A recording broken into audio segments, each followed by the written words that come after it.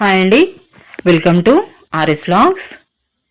ఈరోజు మన రెసిపీ వచ్చేసి బొరుగులతో చేసుకునేటువంటి ఉగ్గాని అండి. రాయలసీమ స్పెషల్ ఉగ్గాని. ఈరోజు నేను అరటికాయ బజ్జీలు కూడా చేశాను.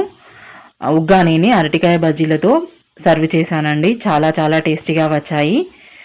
యాక్చువల్గా అయితే ఈ ఉగ్గానికి మిర్చి బజ్జీ చేసుకుంటారు, కానీ మా పిల్లలు మిర్చి బజ్జీ ఇష్టపడరు కాబట్టి నేను ఆ రోజు అరటికాయ బజ్జీ చేశాను. ఈ అరటికాయ బజ్జీ రెసిపీ కూడా మన ఛానల్లో ఉంటుంది, కావాలంటే వాచ్ చేయండి. ఇప్పుడు మన ఉగ్గాని రెసిపీలోకి వెళ్ళిపోదాము. ముందుగా పచ్చిమిరపకాయల 5, ఒక పెద్ద సైజు ఉల్లిగడ్డ, కరివేపాకు, కొత్తిమీర రెడీగా ఉంచుకోవాలి. వాటిని చిన్నగా తరుక్కొని పక్కన పెట్టుకోవాలి. ఇప్పుడు మన బొరుగులనైతే ఇలా వాటర్లో వేసి బాగా తడిపే విధంగా నీటితో కడుక్కోవాలి. ఇలా చేయడం వల్ల బొరుగులు అనేవి కాస్త మెత్తబడతాయి. అలాగే అందులో ఏమైనా డస్ట్ ఉంటే వెళ్ళిపోతుంది. ఇక్కడ నేను హాఫ్ ప్యాకెట్ అయితే వాడుతున్నాను. బొరుగులు 2 రకాలుగా ఉంటాయి. ఒకటి పల్చగా ఉండే బొరుగులు, ఇంకొకటి కాస్త మందంగా ఉండే బొరుగులు. ఇప్పుడు మనం ఉగ్గానికి వాడేవి కాస్త మందంగా ఉండేటువంటి బొరుగులు. చూస్తున్నారు కదా, ఈ విధంగా ఒక తట్టలో నీళ్లు వేసుకొని అందులో మనకు కావలసినన్ని బొరుగులు వేసుకొని నీళ్ళల్లో గట్టిగా పిండుకుంటూ తడిచినటువంటి బొరుగులని ఈ విధంగా ఒక ప్లేట్లో వేసుకోవాలి. గట్టిగా పిండుకోవాలి, వాటర్ అనేవి లేకుండా చూసుకోవాలి. ఇక్కడ నేను హాఫ్ ప్యాకెట్ చేస్తున్నాను కాబట్టి ఒక 2 సార్లు 3 సార్లు ఇలా వాటర్లో వేస్తూ చక్కగా బొరుగులన్నిటినీ తడుపుది వాటిలో ఉన్నటువంటి వాటర్ అంతా తీసేసాను. ఈ రెసిపీ అయితే చాలా చాలా బాగుంటుందండి. వేడివేడిగా సర్వ్ చేసుకుంటే చిన్నపిల్లల నుంచి పెద్దవాళ్ళ వరకు అందరూ ఇష్టంగా తింటారు. మన తెలంగాణలో తక్కువ, కానీ రాయలసీమ, ఆంధ్ర సైడ్ అయితే ఈ రెసిపీ ఎక్కువగా చేసుకుంటారు. ఇప్పుడు ఇటు సైడ్ కూడా చేసుకుంటున్నారు అందరూ యూట్యూబ్లో చూసి వీడియోలు. ఇటు సైడ్ మన తెలంగాణలో కూడా ఇట్లా ఈ రెసిపీస్ ఎక్కువగానే చేసుకుంటున్నారు. ఈ రెసిపీ అయితే నాకు పెళ్ళైన కొత్తలో మా అత్తమ్మ నేర్పించిందండి. వాళ్ళు రాయలసీమ హిందూపూర్ సైడ్ కాబట్టి వాళ్ళు ఎక్కువగా చేసుకునే వాళ్ళు. చూస్తున్నారు కదా, ఇలా మా బొరుగులు అయితే ఇలా మెత్తబడ్డాయి.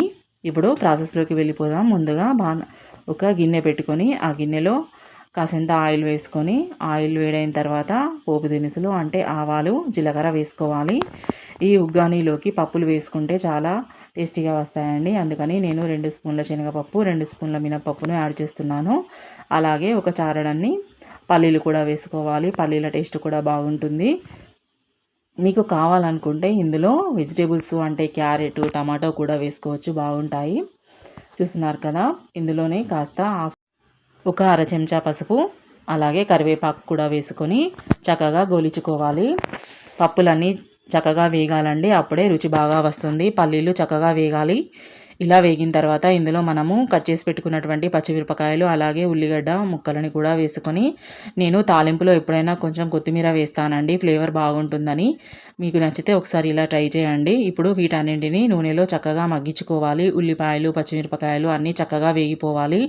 ఈ పోపంతా చక్కగా వేగిన తర్వాత మనము తడిపి పక్కన పెట్టుకున్నటువంటి బొరుగులు ఏవైతే ఉన్నాయో వాటిని ఇందులో వేసుకోవాలి. చూస్తున్నారు కదా ఎంత మెత్తగా ఉన్నాయో. చిన్నపిల్లల నుంచి పెద్దవాళ్ళ వరకు అందరూ ఇష్టపడతారండి. ఒక్కసారి ఇలా ట్రై చేసి చూడండి. ఇప్పుడు మనము తడిపి పెట్టుకున్నటువంటి బొరుగులను ఇందులో వేసి చక్కగా కలుపుకోవాలి. ఫస్ట్ అడుగు నుంచి కలపండి, ఎందుకంటే ఉల్లిగడ్డలు ఉంటాయి కాబట్టి మాడుతుంది. ఫస్ట్ కింది నుంచి ఒకసారి కలుపుకోండి. ఈ విధంగా కలుపుకున్న తర్వాత ఇందులో మెయిన్ ఏంటంటే సాల్ట్ అనేది చాలా చాలా తక్కువ పడుతుంది, ఎందుకంటే ఆల్రెడీ బొరుగుల్లో సాల్ట్ అనేది ఉంటుంది కాబట్టి నేను ఇక్కడ కేవలం పావు స్పూన్ కంటే తక్కువ సాల్టే వాడుతున్నాను. ఇందులో మెయిన్ ఇంగ్రీడియంట్ వచ్చేసి పుట్నాల పొడి. ఏం లేదండి, పుట్నాలను మిక్సీలో వేసి బరకగా గ్రైండ్ చేసుకుంటే అదే పుట్నాల పొడి అవుతుంది. ఇందులో తరిగి పెట్టుకున్నటువంటి కొత్తిమీరను వేసి చక్కగా కలుపుకోండి. పుట్నాల పొడి వేయడం వల్ల దీనికి మంచి ఫ్లేవర్ అనేది వస్తుంది.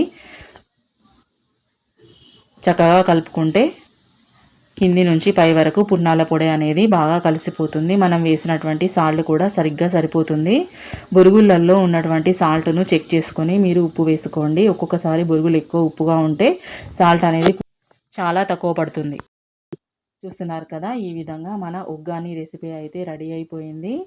వేడివేడిగా సర్వ్ చేసుకోవడమే. చాలా చాలా టేస్టీగా ఉంటుందండి. ఒక నిమ్మకాయ పిండుకుంటే దీని రుచి మరింత ఎక్కువ అవుతుంది. ప్రస్తుతానికి ఇంట్లో లేదు కాబట్టి నేను యూజ్ చేయలేదు. మీ దగ్గర లెమన్ ఉంటే లెమన్‌తో పాటు సర్వ్ చేయండి. చాలా చాలా బాగుంటుంది. క్యారెట్ కూడా వేసుకోవచ్చు. ఉగ్గాని అయితే రెడీ అయిపోయిందండి. ఈ రెసిపీ గనక మీకు నచ్చినట్టయితే ఖచ్చితంగా ఒక లైక్ చేయండి, షేర్ చేయండి. ఆ రోజు నేను చెప్పాను కదా! బనానా బజ్జీ చేశానని, అరటికాయ బజ్జీలు చేశాను. అందుకని ఇలా నేను మా పిల్లలకు అరటికాయ బజ్జీతో ఈ ఉగ్గానీననేది సర్వ్ చేశానండి. రెండిటి కాంబినేషన్ సూపర్‌గా ఉంటుంది. మిర్చి బజ్జీతో తినేవాళ్ళు మిర్చి బజ్జీ కూడా చేసుకోవచ్చు. హ్మ్. నిజంగా రెసిపీ అయితే చాలా బాగా వచ్చిందండి. అరటికాయ బజ్జీ రెసిపీ కూడా మన ఛానల్‌లో పోస్ట్ చేశాను. ఎవరికైనా కావాలంటే చెక్ చేసుకోండి. మీకు ఈ రెసిపీ నచ్చిందని అనుకుంటున్నాను. మరొక వీడియోతో మళ్ళీ మీ ముందుంటాను. ఈ వీడియో నచ్చినట్టయితే తప్పకుండా లైక్ చేసి షేర్ చేయండి.